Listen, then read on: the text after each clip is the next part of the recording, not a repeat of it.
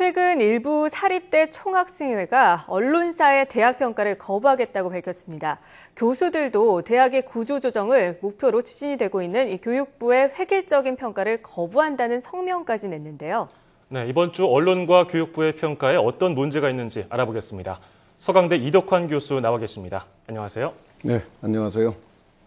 네, 일부 대학에서 언론과 교육부의 이 대학 평가에 대해서 강렬하게 반대 의사를 표명했습니다. 이 대학 평가가 나쁘다고만 볼 수 있을까요? 글쎄요, 그 대학 평가 자체를 나쁘다고 거부할 수는 없을 것 같아요. 우리 지금 경쟁 사회에 살고 있죠. 평가가 일상화되어 있습니다. 네. 그러니까 대학이라고 평가해서 예외를 인정해달라 이런 요구는 있을 수가 없는 것 같습니다. 근데 문제는 이제 이 평가를 왜 하는지, 목적이 뭐고 어떤 방법으로 하는지 이게 문제인 것 같아요. 대학에 대한 정확한 정보를 바탕으로 해서 그 학생을 포함한 소비자들한테 대학의 실상을 알려주기 위한 평가는 바람직한 겁니다.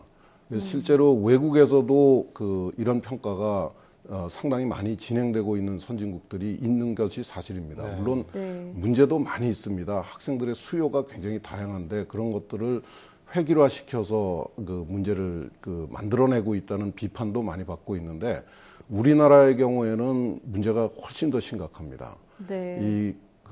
특히 이제 90년대부터 교육부가 대학을 평가하기 시작했고 한 10여 년 전부터는 이제 언론사들이 대학을 평가하기 시작했는데 이게 학생이나 학부모 또는 일반 사회인들 또는 정부를 위해서 이게 평가를 하는 건지 아니면 자신들의 무슨 어떤 목적이 있어서 하는 건지 이게 분명하지가 않습니다. 그래서 문제가 되는 거죠. 그러니까 대학 평가의 목적이 중요하다 이런 그렇습니다. 말씀인데 그렇다면 지금 대학의 서열화가 이루어지고 있잖아요. 이것이 정말 문제가 되는 겁니까? 글쎄요, 대학 평가를 이제 대학 평가의 문제를 지적할 적에 대학을 서열화시킨다 하는 지적을 많이 합니다. 근데 사실 평가라는 거는 서열을 정하기 위해서 하는 거죠. 서열화 자체가 나쁘다고 할 수는 없습니다. 이제 문제는 좋은 대학하고 엉터리 대학을 가릴 수 있도록 해줘야 되는데 가장 이제 문제가 되는 거는 그런 평가에 사용되는 자료가 어떤 건가 하는 겁니다. 정상적으로 대학이 운영되고 있고 거기서 발생하는 자료를 근거로 이 평가를 해서 이 사회에 알려주면은 뭐 문제가 전혀 없죠. 그런데 지금 우리나라에서 진행되고 있는 평가는 이 평가기관, 언론사나 교육부가 의도한 바를 미리 전제를 해서 공개를 합니다. 그러면 이제 대학이 거기에 맞춰가는 노력을 해요. 그러니까 그 평가에 사용되는 자료가 이 대학의 정상적인 운영 과정에서 발생하는 자료가 아니라 평가의 목적에 맞추어서 그야말로 점수를 따기 위한 자료를 활용해서 평가를 하고 있거든요. 그러니까 대학의 현실을 보여주는 게 아니라 대학이 평가기관의 요구에 얼마나 잘 적응을 했느냐 이거를 평가하고 있기 때문에 문제가 되는 겁니다. 그리고 또 하나의 문제는 이제 사회가 옛날하고 달라졌죠. 요구가 굉장히 다양하고 다원화되었습니다. 그런데 이제 그런 현실을 무시하고 언론사나 교육부가 제시하는 하나의 잣대를 가지고 대학을 서열화를 시키는 게 문제죠. 서강대학, 제가 재직하고 있는 서강대학에 오는 학생들을 보면은 학교가 작아서 좋다고 느끼는 학생도 있고 학교가 너무 작아서 불만이라는 학생도 있습니다. 근데 이런 것들을 그냥 무시하고 획일적으로 평가를 해서 서열화를 하기 때문에 문제가 되는 겁니다. 그렇다면 먼저 정부, 교육부의 평가에 문제가 있는 건 아닙니까? 교육부의 평가가 꽤 오래됐죠. 교육부는 이제 대학 지원을 하는 일이 꽤 중요한 업무 중에 하나입니다. 그러니까 대학을 지원하기 위해서 평가를 하는 게 어쩌면 당연하다고 볼 수도 있습니다. 그리고 사실은 대학 평가의 역사가 꽤 오래됐습니다. 한 90년대라고 기억이 되는데 대교협이라고 대학교육협의회라고 해서 반관 반민의 이 단체가 있습니다. 이걸 통해서 저도 평가를 받았습니다. 서강대 화학과가 우수학과로 지정이 돼서 이렇게 아주 화려한 현판을 하나 받은 적이 있습니다.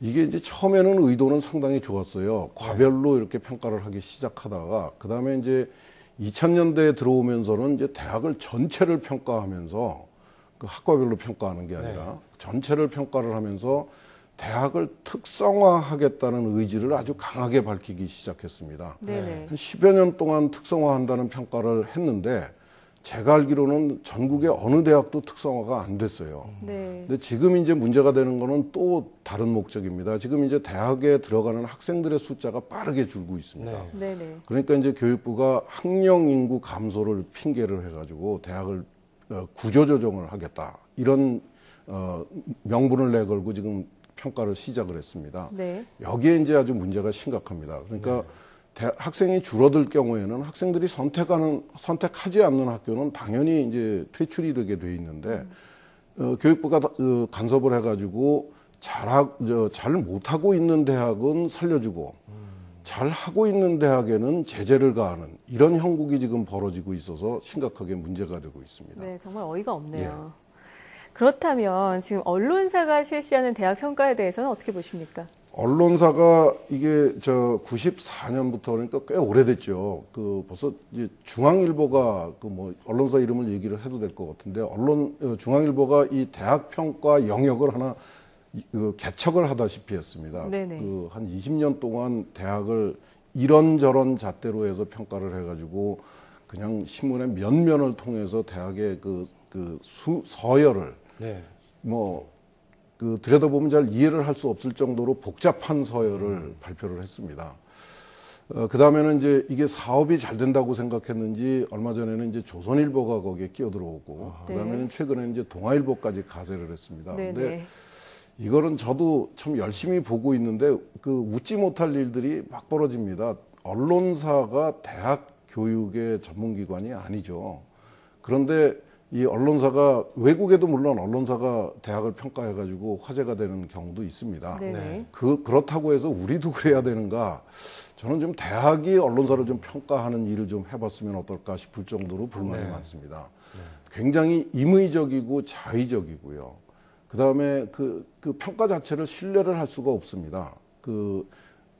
어떤 면에서 신뢰를 할 수가 없으신가요? 평가가 일반 상식하고 좀 맞아주는 부분이 있거나 아니면은 정확한 자료를 근거를 제시할 수 있어야 되는데 그렇지를 않습니다. 중앙일보 같은 경우에는 특정 학교가 계속해서 빠르게 순위가 올라가고 있는 그런 비난도 받고 있고 우선 이 평가를 발표하는 시점이 아주 묘합니다. 학생들이 대학에 대해서 이제 대학 입시에 대해서 관심을 갖기 시작할 바로 그 시점에 경쟁적으로 이거를 터트리는 거죠. 그때 이제 신문들을 보시면은 그 시기가 되면은 그 신문에 대학의 광고들이 아주 집중적으로 실리게 됩니다. 네, 그렇죠. 아무리 좋게 봐도 이거는 언론사의 영업을 위한 평가지 대학을 위한 또는 학생을 위한 평가는 아닌 것 같다는 생각이 제가 그동안에 언론사의 평가를 보면서 느낀 아주 심각한 문제입니다. 네. 이 언론사의 투명하지 않은 잣대에 의한 평가, 이것의 문제점 많이 이렇게 지적하고 계신데요. 근본적인 해결책이 있을까요? 근본적인 해결책이 참 답답하지요. 언론사나 교육부가 평가하는 거를 무조건 반대할 수가 없는 게 우리 대학의 현실입니다. 가장 중요한 거는 대학이 당당하지를 못하죠. 윤리적으로도 그렇고 이 효율적인 면에서 사회적으로 대학의 존재를 충분히 인정받지 못하고 있는 게 현실입니다. 그래서 정말 바람 부는 대로 흔들릴 수밖에 없는 현실이 안타깝죠. 그래서 가장 중요한 거는 이제 대학이 정부에서부터 좀 독립하려고 그러는 노력이 필요할 것 같아요. 재정적으로 좀 독립할 수 있는 여유가 있어야 되고 윤리적으로 사회적으로 학생들하고 학부모들 그리고 일반 소비자들에 대해서 당당하게 우리 대학은 이런 목적을 위해서 이렇게 교육시키고 있다라는 거를 주장할 수 있어야 되는데 대학의 목소리는 없고 외부의 목소리만 계속 끌려다니는 현실이죠. 그러니까 대학이 당당해지지 않으면은 지금 이 평가에 대한 불만은 계속될 것 같습니다. 대학의 평가를 거부하기에 앞서서 스스로 떳떳할 수 있도록 자정 노력이 필요해 보이고요. 말씀하신 것처럼 어떤 기준에 맞추기에 급급한 것이 아니라 정부에서 좀 독립을 해서 특성화를 살릴 수 있는 대학들이 많아져야 되지 않을까 이런 생각해 보게 됩니다. 자, 지금까지 서강대 이덕환 교수와 함께했습니다. 오늘 말씀 고맙습니다.